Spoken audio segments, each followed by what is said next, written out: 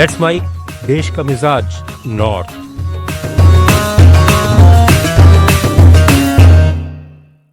Let's mic देश का मिजाज और खबरें नॉर्थ से। सुप्रीम कोर्ट ने दिल्ली एनसीआर में ग्रीन पटाखे चलाने की इजाजत दे दी है। सीजीआई बीआर गवई ने कहा है कि हमें बैलेंस अप्रोच अपनाना होगा, लेकिन पर्यावरण के साथ समझौता नहीं करेंगे। हम कुछ शर्तों के साथ ग्रीन पटाखे चलाने की इजाजत दे रहे हैं। सुप्रीम कोर्ट के आदेश के मुताबिक दिल्ली एनसीआर में 18 से 21 अक्टूबर तक ही पटाखे चलाने की परमिशन होगी। कोर्ट ने कहा है कि 20 अक्टूबर को दीपावली के दिन सुबह 6 से 7 बजे और रात 8 से 10 बजे तक ग्रीन पटाखे चलाने की इजाजत होगी। दिल्ली की मुख्यमंत्री रेखा गुप्ता ने सुप्रीम कोर्ट द्वारा दिवाली पर दिल्ली एनसीआर में ग्रीन पटाखे चलाने की अनुमति दिए जाने पर कहा है कि दिल्ली सरकार की ओर से सुप्रीम कोर्ट को हमारा अनुरोध स्वीकार करने के लिए धन्यवाद। उन्होंने कहा है कि करोड़ों लोगों की भावनाएं दिवाली से जुड़ी हैं और पटाखों पर प्रतिबंध हटाए बिना यह उत्सव अधूरा है। हमें पर्यावरण के प्रति भी सचेत रहना होगा। पर्यावरण का ध्यान रखना और साथ ही अपनी संस्कृति की रक्षा करना हमारी जिम्मेदारी है। मैं माननीय सुप्रीम कोर्ट का दिल्ली सरकार की ओर से बहुत धन्यवाद करती हूं कि उन्होंने हमारा निवेदन स्वीकार किया।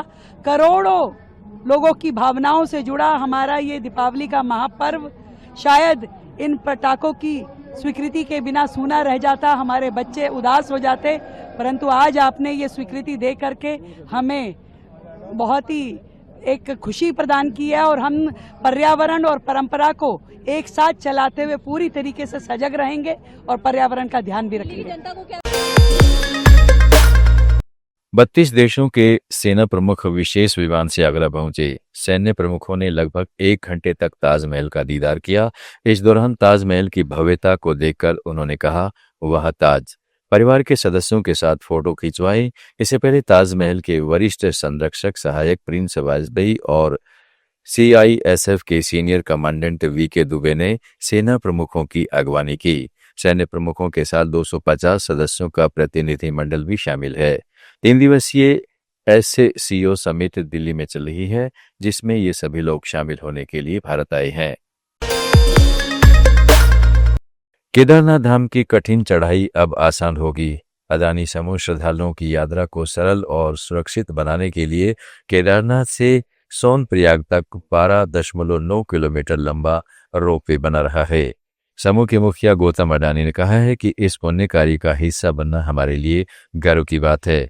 महादेव सब पर अपनी कृपा बनाए रखे। उस सुविधा से जोड़ने का कदम उठा रहा है।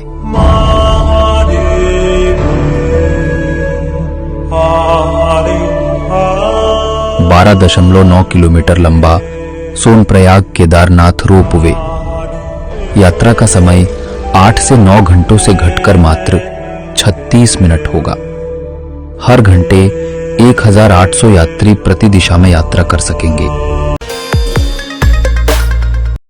भारत ने आज से अमेरिका के लिए अंतर्राष्ट्रीय डाक सेवाएं फिर से शुरू कर दी हैं। संचार मंत्रालय ने विज्ञप्ति में बताया कि भारतीय डाक विभाग ने व्यापक प्रणाली विकास तथा अमेरिकी सीमा शुल्क तथा सीमा सुरक्षा के साथ समन्वय से अनुपालन तंत्र स्थापित किया है। इस नई व्यवस्था से पूरी तरह नियामक अनुपालन, सीमा शुल्क संबंधी मंजूरी में तेजी और किसी अतिरिक्त शुल्क के बिना अमेरिका में निर्बाध डाक वितरण हो सकेगा।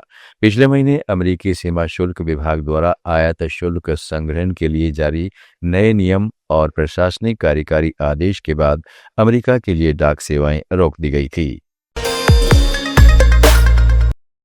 रक्षा मंत्री राजनाथ सिंह ने पूर्व सैनिक कल्याण विभाग की योजनाओं के अंतर्गत पूर्व सैनिकों और उनके आश्रितों के लिए वित्तीय सहायता में 100% की वृद्धि को मंजूरी दे दी है। निर्धनता अनुदान को प्रति लाभार्थी 4,000 रुपये से दुगना करके 8,000 रुपये प्रति माह कर दिया गया है। इसमें 65 वर्ष से अधिक आयु के वृद्ध और गैर पेंशन भोगी पूर्व सैनिकों तथा उनकी विधवाओं जिनकी कोई नियमित आय नहीं है को आजीवन निरंतर सहायता मिलेगी।